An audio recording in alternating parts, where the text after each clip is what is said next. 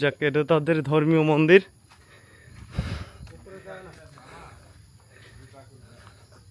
এই যে তাদের মন্দির,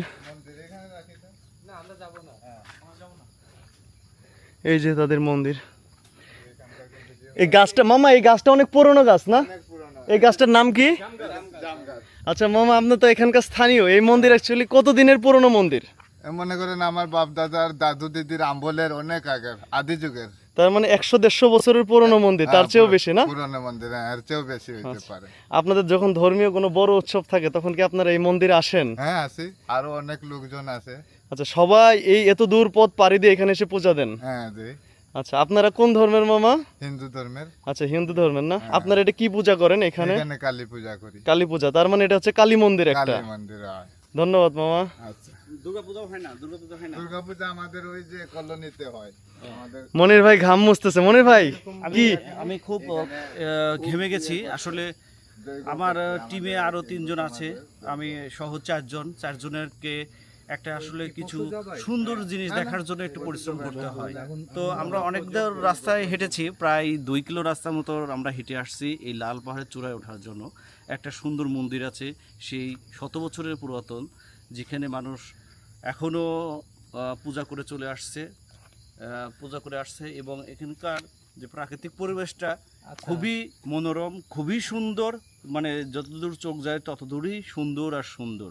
যার পৃথিবীতে আল্লাহ এত সুন্দর করে যে সৃষ্টি করছে, রাইট। এটা আসলে না দেখলে মনির ভাই কেউ বলতে এনার্জি কি? পারবে না। শরীর যে হাঁপিয়ে গেছে তারপরেও কিন্তু মানে মনটা ভালো যে এত সুন্দর একটা দৃশ্য দেখতে পেলাম।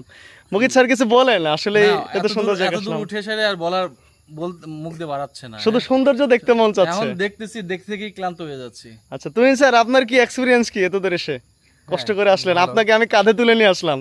এই জন্য তোমাকে স্পেশাল ধন্যবাদ। তুমি আমাকে সহযোগিতা করছো, না হলে তো আমার জুতা মোজা এগুলো সব খুলে খোলা আবার লাগতো। মানে ডাবল কষ্ট করে তারপরে আসতে হতো। তো তারপরেও সেই কষ্টটা এখানে সার্থক, যে এখানে প্রকৃতি আসলে যে কি অপরূপ সৌন্দর্য সেটা দেখা যাচ্ছে আর কি। ধন্যবাদ স্যার।